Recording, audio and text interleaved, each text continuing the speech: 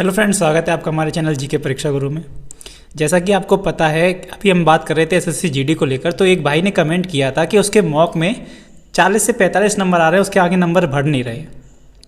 जैसा कि मैंने एग्ज़ाम्स दिए हैं तो उसका जो मुझे एक्सपीरियंस है उसको लेकर ही मैं जो बातें कहूँगा आज कहूँगा।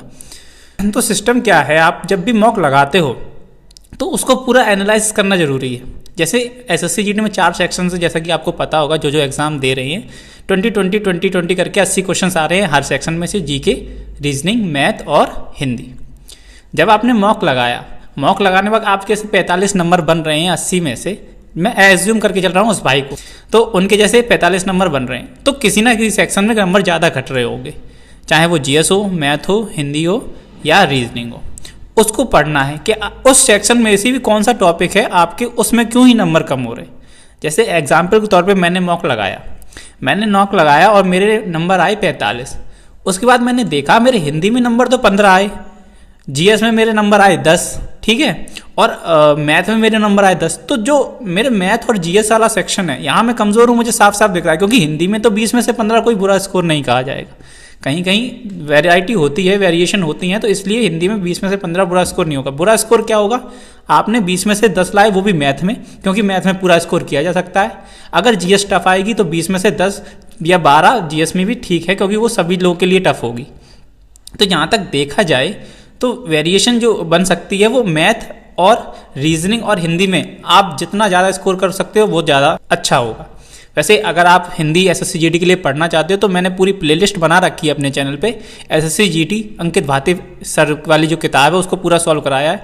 आप उस किताब को पढ़ लीजिए, आपको हिंदी में 20 में से 17-18 कोई नहीं रोक पाएगा, ये गारंटी से कहता हूँ मैं, ठीक है। और बात रही दूसरे सब्जेक्ट की, जैसे मैथ हुआ या रीजनिंग हुई, तो उसके लिए जैसे आपने पहले पढ़ा होगा कुछ भी, उसके बाद जब आप मॉक लगाते हो तो मॉक में आपके कुछ चैप्टर्स के सवाल गलत हो रहे होंगे लगातार। जैसे मैं खुद पर्सनल एक्सपीरियंस से बताता हूँ, तो जब मैं मॉक लगाता था, मेरा क्लॉक के जो फॉर्मूलेज होते हैं मैं भूल जाता था, प्लस कैलेंडर में जो फॉर्मूले होते थे मैं वो भूल जाता था।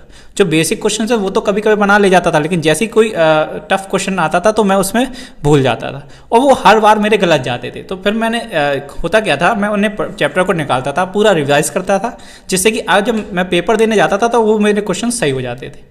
ये चीज़ हुई।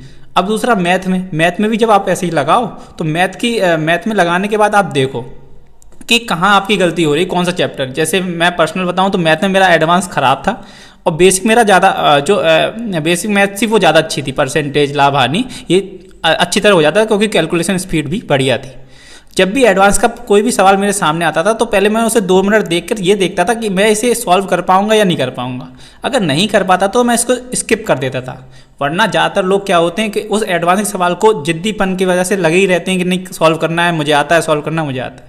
आता बहुत लोगों को है, लेकिन उसे टाइम के अंदर भी सॉल्व करना ज़रूरी है, वरना उसे स्किप करना अच्छा है। क्योंकि 20 में से ज़्यादा सभी थोड़ी ना एडवांस के डाल देंगे, एडवांस से 2-3 क्वेश्चन होंगे।